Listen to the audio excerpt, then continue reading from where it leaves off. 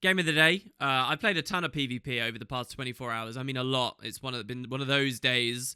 So I spent a good while playing Speedrune Weaver and trying to stack it with Woven Stride, and then in the end that wasn't really a thing.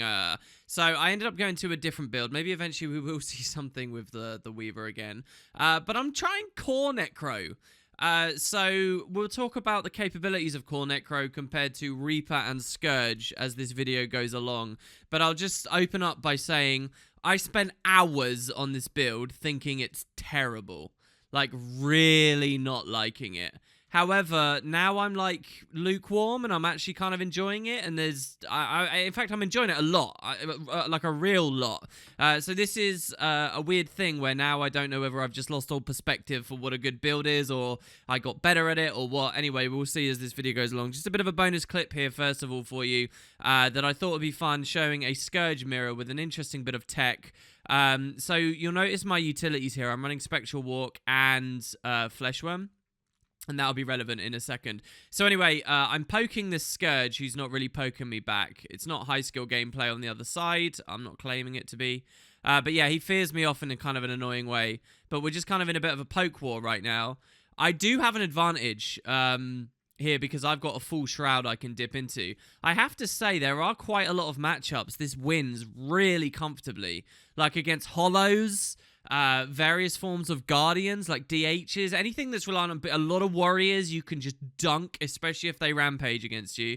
Anyway, so yeah, we're fighting this Scourge. He goes under me. I drop the 2 and try and hit him. There's his heal. It's a really fun build in terms of like interrupting people 3 times in a row in the hill because you got such easy access. He uses his torch ability. We go for a dodge. I get clipped by some stuff. I feel like I've poked him enough now. His heal's going to be up again in a second, so now we go in. He uses his light Trail of Sand, so we instantly corrupt it and fear him. Then we fear him again, and we just chain him away, and he dies without really putting up much of a fight at all. So here, it's a bonus clip because of the 1v1, I guess, but this bit I thought was kind of fun. I hadn't considered it until it was in the moment here, and I've done it several times since, but so I could bleed this now and just leave it off the node, but it is the enemy's base, and he's going to probably pressure me quite hard in downstate. You know, he's going to do the big well over the whole thing, so I do want to stomp it. So the most intense, so here I'm using the mark because I'm thinking, oh, I'll just leave it, but then I think, no, I'll stop it. So the most resource efficient way of doing this is to start a stomp, see the fear, dodge it, and then just stomp again. Or you can go for style points. So because I didn't have to blow any cooldowns to kill him, I still have a flesh worm you saw at the start of the bonus clip, like down here or something, before I engaged. So what I've done is I've just pressed Spectral Walk, which has started a Spectral Walk here. He started to fear. So now I'm going to Necrotic Traversal. His fear can't hit me through the wall. I'm a mile away from him now. And now I'm going to go back on the Spectral Walk and basically Shadow Step Stomp on a Necro. So yeah, I've done that several occasions. I would dig through all the video files I've gathered. In fact, yeah, I'll try and find one. I did one in the heat of battle where it was actually relevant. That was just superfluous, but here's an actual proper utilization of it. Funnily enough, it's Temple of the Silent Storm. I won't do the whole clip the whole way through here, but if you watch, I'm towards far. We've got this enemy Scourge here. And what I've done here is I've established my flesh worm at the base down here. Now, aggressing all the way up here is dangerous because it's right under the enemy respawns. But he's very low. I know all I need to do is get one attack. If he turned around on me there, it would have been crazy, but I would have feared him. So we get the kill here. And you notice this Scourge starts coming up. So this was the first time I ever did it, actually, I think. So we walk over, we press F, we initiate the Spectral Walk, we Necrotic Traversal back. There's a Necro over there right now. He could be trying to res, he can't do anything. We pop back at the last seconds. A well-timed Ghastly Pillar or something from that guy might have been a thing as well. But yeah, we managed to get the kill. So anyway, that's kind of fun. I have some weird other little clips as well. Like I've guaranteed some stomps by summoning flesh worms on warrior bodies so they get obstructed with their hammers and stuff. But I can't be bothered to dig through it. Let's get into the actual game, which is going to be Legacy of the Foefire here. So opening it up, I was already a bit miffed about this. Now, the reason I picked this, if I remember rightly, if I've got the right file, is that we get good usage out of our elite. So the first big thing to know about Core Necro is its damage is really shoddy in team fights compared to Scourge or Reaper. In team fights, they have so much more AoE potential. They can really pull ahead. This can spike very hard, and this can lock down very hard, and it can do great condi.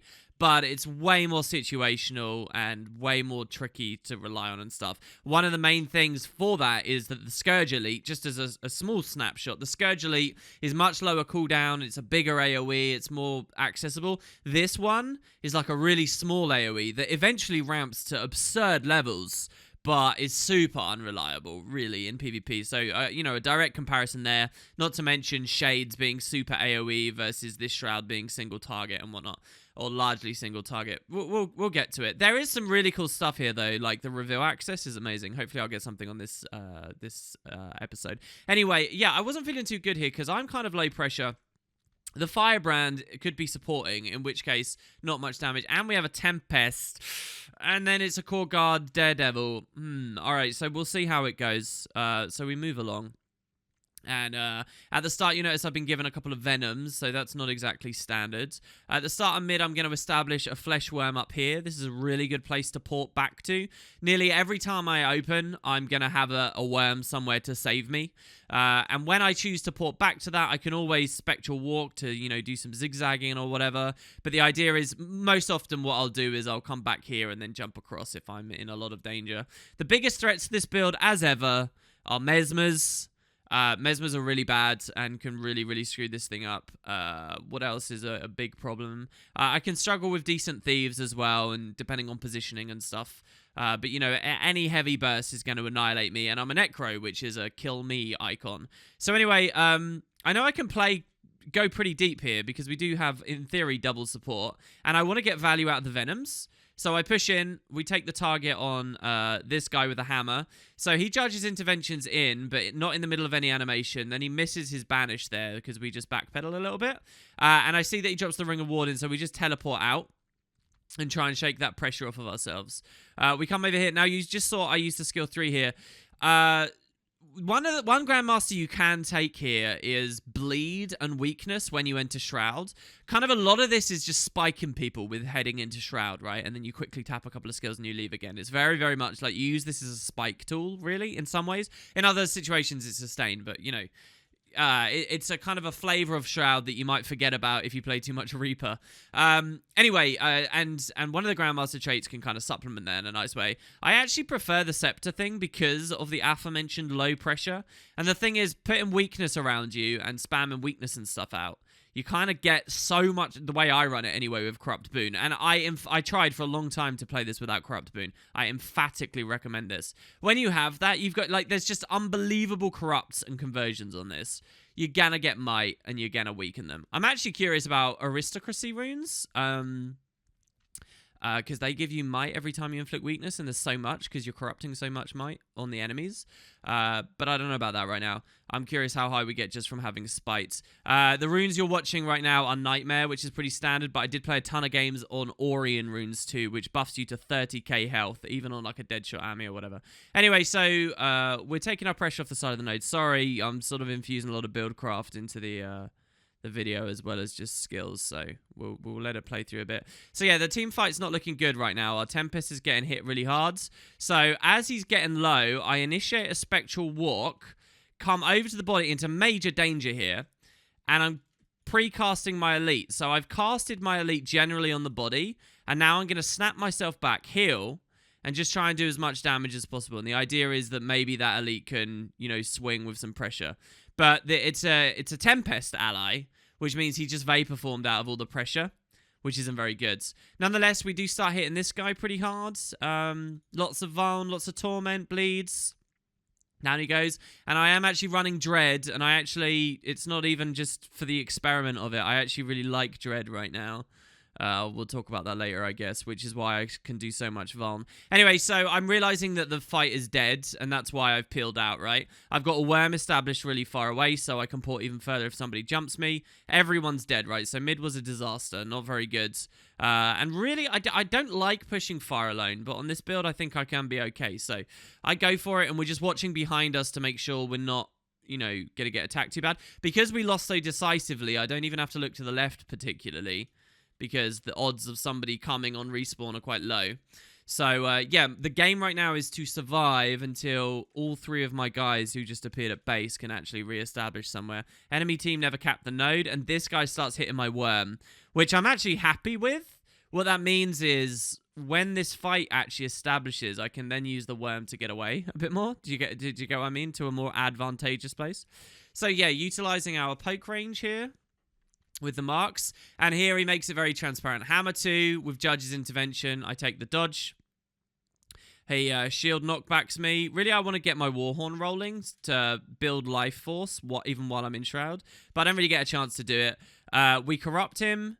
We corrupt him again. He's going to spike a lot of cleanse, right? So what our game here is to do, really, is to try and not blow too much until we see his contemplation of purity. Anyway, I had reinforcements, so I notice he's in my allies in staff 4, so I leave Shroud to take the heals. I'm enjoying the might from it. I miss a corrupt boon. This isn't particularly exciting or interesting to watch right now, don't worry. But the guy's like leaving and just allowing us to just hammer him as he runs away. So we're just going to keep stacking and stacking. There's his renewed focus. Now there's a Deadeye over there. Now I think that's really far out of range. But the Deadeye starts really hitting me hard. I guess it is 1500, right? So I come for the line of sight. This guy gives me a bubble as well. So I didn't really need that. I cast the worm over on the right so that if somebody comes down to me now, I can port up on the side and then maybe stand on some of the no-port rocks. Here I see that there's a Shadow Refuge, which I can counter in a lot of ways. First and foremost, the Mark V, which will fear them out. It actually looks like he got revealed anyway before leaving. So, yeah, now we're just going to pressure this. He dodges away. I get my Shroud 2 on him. Just get some good pressure there. He's still revealed. So this reveal is now from my tainted shackles, which is not very good for him, I think. And we managed to land this as well. So he's now got 8 torment and 3 bleed, which isn't very nice. So we managed to kill him. He's getting rotted out. So here I use the Spectral Walk because I kind of want to pressure this, but I also need to be at the team fight. So in a lot of ways, what you're watching right now is not actually very good because none of them were there anyway. And my guy died. But if I kill this quick enough, my guy will rally. So I'm just pressuring here. He stealths, and I see that a res is coming in, right? So again, I want to rally my friend, and this is going to be a res. So we go for Plague Lands here. And I'm very low, so I go Plague Lands, Shrouds, which is going to be an attempt to get rid of that stab and turn it into fear. It won't do it, but I run Path of Corruption as well, so I immediately use the 2. He covers that as well, so this is quite rare, honestly, to see that he's sustained through that. But he's sitting in the Plague Lands the whole time. He should have moved to the side. So look at the Condi was starting to rip up onto him. There's no way he's going to get the res. Look, he's been actively resing that, and it's still getting grinded down. And so now he bursts me as I come out of Shroud. So all I have to do is survive here. So I pop the Flesh Worm, and we've now killed the Thief completely, and my guy didn't rally, and the Guardian is dead as well. So we managed to take that. We can res this, and yeah, those 2 are dead. So that was pretty nice. Just because he didn't really get out of the Plague Lands. So you can force certain things. This is actually kind of nice on sides to an extent, because where you can get a lot of usage out of Plague Lands in terms of like forcing someone away. So my friend here died in a 2v1. So I'm going to drop marks to haze this guy, keeping the gap as much as possible. Like, so much of these fights is this. This was pretty bad. I should have corrupt booned here, because that would have been fear, and then I could have feared a second time. Instead, all I did was deny the thing. Anyway, he's going to Torch 5. We were watching for it. We dodge.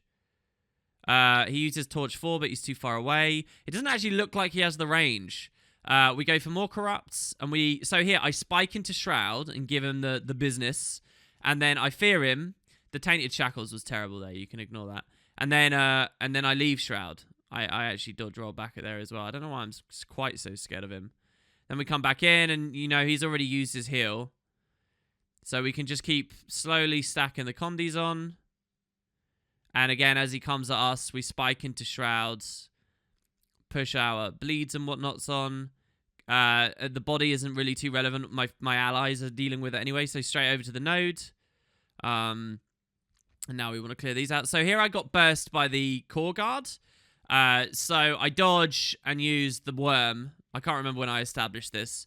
But, yeah, and then I'm thinking about marking at myself in case he jumps up again. But he only has sword 2, and I noticed that... And if he weapon swaps to sword 2, he doesn't have the hammer, you know. And I see that he's retargeted anyway. We wait for the renewed focus to end. So here's a Reaper. This is also an amazing build against Reaper. Like, it's so easy to destroy Reapers. Oh my god, because that run Relentless Onslaught in particular, because of just the corrupt is ridiculous. They're just such a sitting duck as soon as you see that they go into that shroud. Here I'm not actually taking the retarget, which might be a little bit bad. But we've hit him very hard. We see that the Deadeye's nearby. I don't want him to get free attacks in. So we, again, Tainted Shackles. He's revealed. He's got 8 Torment. Lots of Vuln. He can't really get away. He has to use his Elite to stealth there. We use the 2. I can Warhorn 4 over this in case there's any res. We get a double interrupt, which is nice. And here I think I did Corrupt Boon. It was, you know, overkill because the guy was dead anyway, really, there. We can finish that off.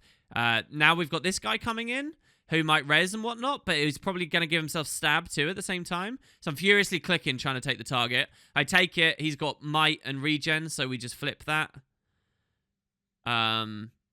Do our transfers. We got a big Condi spike on him there, but he was in consume conditions, and I never quite got the interrupt from the fear. So that's a bit of a shame. My guy's down, obviously. There's 3 down, and I just want to position myself to cleave them all so that we get this rally. Probably would have been smarter to press F earlier for me. I go for it now. And that's at the cost of them all coming alive. So here, like, undoubtedly, if I was a Scourge, I could have had the cleave pressure to keep that down. But as it stands, with the way I played... I mean, Plague Lands came up a couple of seconds ago as well, so if I was really early with it, maybe I could have not let that happen. I cast it anyway in the middle of the node here, and the ring is actually just... Like, here's a perfect example. If you're a Scourge, you get on Greater Sansavant anyway, which is a trade-off on damage. But, you know, this is the area you cover. My Plague Lands is just on the middle, and guess which nobody's standing in. Anyway, it will keep rolling, and if they step in for the last tiny little tick, they do get bombed with a ton of Condi. Doesn't happen here. There'll be another nice one later, though. One valuable thing you can do is trait the cooldowns of those. If you take Corruptions, you do drop like 40 seconds off the Elite. It's a big drop. It's a 33% drop. Anyway, so that sustains our trip cap. Well, for the moment, now the Deadeye's here. And I fancy this. I think I'll be fine. But he immediately disengages, and I realize that I have a Thief with me. So instead, we Spectral Walk back over towards mid. They're bleeding that body, which is nice. I run all the way over here. I think I remember in the moment here on the game, I was a bit frustrated they were going so slowly with this. Basically, my 2 supports, if that's what they are kind of just standing there not doing anything. This is a guaranteed win now that I'm here. This guy's like too reliant on boons, and we can just keep them all corrupted down. So there, we help burn that guy down. And we take the Fleshworm port back. So here I'm watching, because if he doesn't have Safe Stomp, which he didn't, you just saw, a respawn might be about to jump in. So I am watching this quite closely, because I'm a bit concerned. He's low on health, obviously, as well. But we confirm that a respawn is here at least straight away. So we claim this kill here, and they're kind of trickling. Here, okay, so this was quite nice. I saw that he was in a heal, and I used the Warhorn 4, okay? Get the Warhorn 5 up. Go into Shroud. Now, what you watch I do here in Shroud is... this is so tempting to press, but I'm not pressing this. I'm just holding it because I'm waiting for his next heal. Right? That's all I got to do. I just got to watch for his next heal, and we can just keep him locked down. There it is, and we interrupt again. And if you get 2 in a row while someone's under pressure, that's basically GG. And it's so easy to do on this build. It's so easy. You got Mark 5. Most of the time, a Corrupt Boon will do it. You've got Warhorn 4, unblockable. You've got the Fear in the Shroud as well. And an instant activation, the one in the Shroud. Pressing F1 to go into Shroud quite often can do it as well, because you can run Spite, which is what I'm on here. Anyway, so I see that this Reaper Spectral Grasp, I dodge. It doesn't look like it was even tracking to me, which is really unfortunate for him. But I dodged to be not pulled. Here I get jumped by the Guardian as well, so this isn't very good. And what I'm trying to do is actually stand here, which is no port.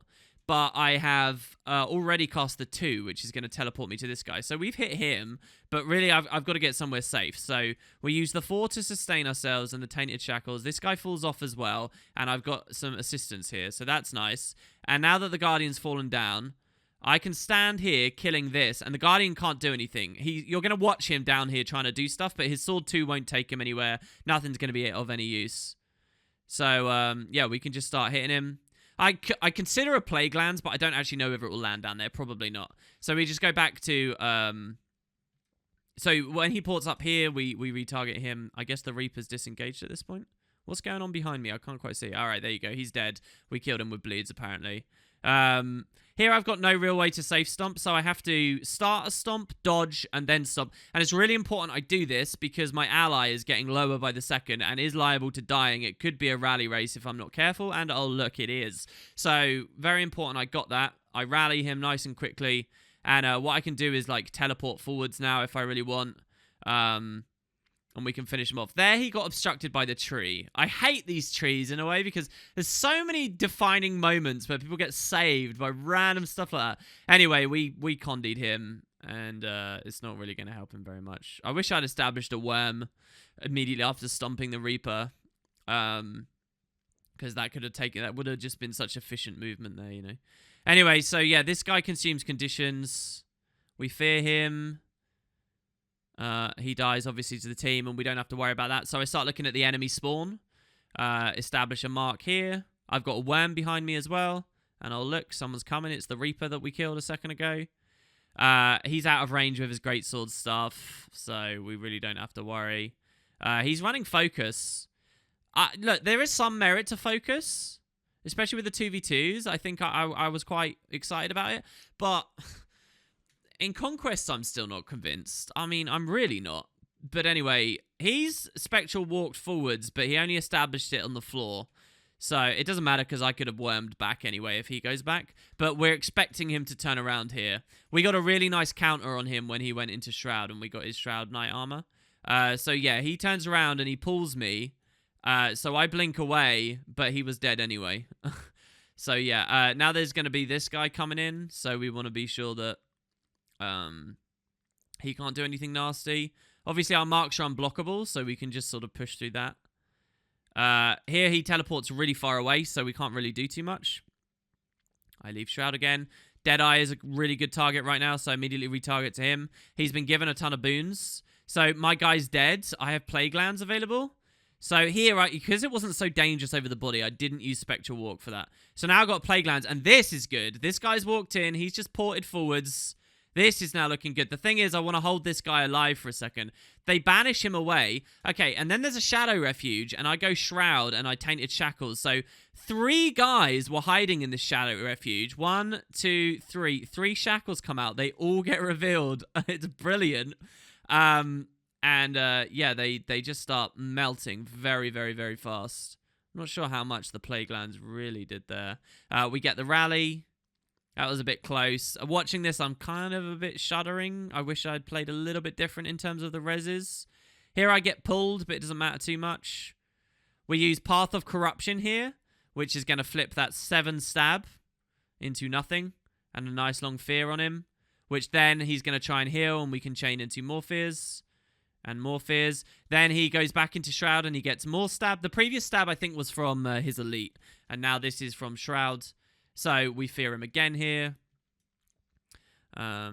If Terror was buffed, genuinely buffed, I think this is the build I would run it on, because you can stack it so comfortably. And yeah, we've got. It doesn't really look that dangerous, but there's enough. You know, there's 5 poison, 6 bleed, 5 torment, and at 21% modifier. We do get the credit on the bleed there. So, like, single target, and especially in small engagements, it can be surprisingly aggressive. It's just sort of peanuts compared to Scourge. But it's also, it's got more self-survivability, I would say, actually, than Scourge, just because of the Shroud. Anyway, the Deadeye comes on the node, but I don't have to be that scared, because I'm guessing he's going to try and Death's Judgment me. and I think that I'm not going to get neutralized. He does neutralize me before stealthing. But here I can just line of sight, right? So he doesn't have to, he doesn't threaten me. Then now we've feared him and wombo comboed him into. So the other thing that Dread is really nice for is it makes it really easy to get extra value out of the Scepter 3, right? Because you just go Dread and then the Scepter 3 and you're likely to get a lot of torment. So anyway, I can now chain him into another fear if I like in Shroud. And what's nice about Shroud as well is it will reveal him. So there's another Shadow Refuge. Tainted Shackles forces him to pop up. We fear him straight away. And I mean, if you saw the load up he had there, it was kind of nasty. Yeah, he ports prematurely, so I can just take the stomp. My guy rotating back's kind of not very good, but whatever. I'll let him freak out that if he wants. And yeah, I think that's the game. I thought this was a little bit closer of a game. I guess the points, it looks quite close. So there we use the 2, wait for a dodge. He gets knocked down by my friend first. I'm holding the fear again, waiting for a heal, waiting for a heal, waiting for a heal. He goes Shrouds. So now we can, when he's in Shroud, we leave ours and we flip the stab, because they nearly always use stability, and that's just like a big punish. So we can do that. He has more boons, more stability, so we just keep corrupting and corrupting again. And I think we kill him with confusion there, yeah. I like this build because you get confusion with a lot of stuff that you don't even really think the build has, but it does have. So now we target the Guardian and just try and get through whatever boons he puts himself on. And yeah, so there you go. And one final Plague Lands right at the end. Plague Lands. And a little bit of Core Necro. I'll do another Core Necro game as well. I'll try and fish up another fun one for tomorrow's Game of the Day. Hope you guys enjoyed. Now, I'll just say as well, I know that the build is kind of a thing. Some of you have been saying in the comments, oh, I wish you'd show the build. Listen, because I don't always know which game is going to be Game of the Day, I just kind of forget. Like, it would be nice if before every single match I ever PvP'd, I like threw the build panel up on the footage for you all. But I just kind of don't think of that because a lot of the games I don't end up showing, or, you know, it's just not on my mind. So I'll try and do that in the future a bit more, I guess. But quite often, you know, you're seeing and hearing all the traits as I talk about them. And if you feel really lost, I would suggest you get in game and look at the class you're playing and try and learn for yourself, because you'll come away with a much greater understanding of the game than just having me tell you verbatim what's going on. You know, every little piece, you know, you can take these into, you can take the initiative. Anyway, there you go, guys. See you on the next one very soon.